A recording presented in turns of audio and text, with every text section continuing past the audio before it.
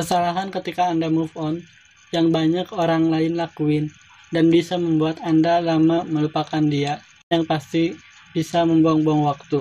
Seharusnya Anda gunakan waktu itu untuk masa depan, malah digunain buat galau, rebahan, dan lain sebagainya. Putus cinta memang terasa sangat berat, tapi itu bukan berarti Anda terus merenungi kesedihannya. Anda harus segera bisa move on dan tidak terjebak dalam situasi yang seperti itu. Supaya proses move on Anda berjalan dengan lancar, apa saja kesalahan-kesalahan ketika move on yang harus Anda hindari? Yang pertama adalah terburu-buru ngajak balikan. Bukan berarti tidak boleh balikan, tapi buru-buru balikan itu tidak baik. Di masa-masa awal putus, Anda masih dikendalikan oleh emosi, oleh rasa kangen, rasa menyesal, rasa rindu. Pada akhirnya, pengen balikan lagi. Kasih waktu dulu seminggu, 2 minggu, untuk berpikir kembali, untuk mempertimbangkan kembali. Kenapa bisa putus? Jangan sampai Anda buru-buru balikan sama mantan, terus jatuh ke lubang yang sama. Ngerasain lagi yang tidak diharapkan, dan berjuang putus kembali. Yang kedua yaitu ngemis-ngemis minta balikan. Ada yang lebih parah lagi. Anda ngajak balikan, tapi ditolak. Habis ditolak, Anda masih mohon-mohon kepada dia, kirim surat panjang, minta video call, dan waktu buat ketemuan. Kelihatan banget, Anda gak punya hal lain yang dikejar dalam hidup selain dia. Gak punya impian dan tujuan hidup yang jelas. Kalau udah ditolak balikan, ya udah. Kalau Anda paksain untuk jadian lagi, bayangin, dia akan menjalani hubungan dengan terpaksa. Hasilnya, cuma jadi hubungan satu arah.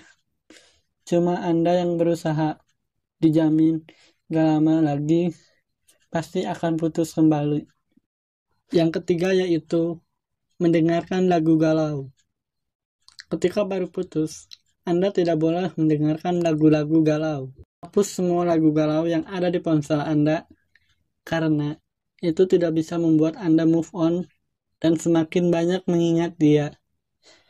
Galau lagi, sedih lagi, dan pada akhirnya proses move on akan lama lagi. Putarlah lagu yang bisa membuat Anda semakin semangat dalam menjalani aktivitas. Yang keempat yaitu menanyakan kabar mantan melalui teman. Jika Anda dan mantan Anda berada dalam satu lingkungan pertemanan yang sama, Anda tidak perlu menanyakan apa dan bagaimana kabar dia melalui teman Anda yang kebetulan temannya. Karena itu akan membuat Anda semakin galau ketika teman Anda bilang dia tidak merasa sedih dan malah sangat bahagia ketika putus dengan Anda. Atau dia sudah punya pasangan yang baru lagi, dan lain sebagainya. Di saat Anda benar-benar merasa hancur dan malah tambah hancur lagi, mendingan setelah putus lebih baik fokus pada diri sendiri. Tidak perlu kepo mengenai bagaimana kabarnya, lagian cerita sudah usai. Yang kelima yaitu terus menanyakan kenapa hubungan bisa berakhir. Anda tidak perlu terus-menerus berpikir mengenai mengapa hubungan dengan dia bisa putus. Apalagi sampai menyalahkan dan merendahkan kepada diri sendiri. Itu adalah hal yang tidak perlu dilakukan. Apalagi dengan pikiran, mengapa hubunganku dengan dia bisa putus? Justru itu akan merambat sampai ke pemikiran negatif atau overthinking. Hal tersebut justru dapat membuat Anda sakit hati dan akhirnya tambah galau, nangis lagi di saat mantan Anda sudah bisa move on, sedangkan Anda masih di situ saja.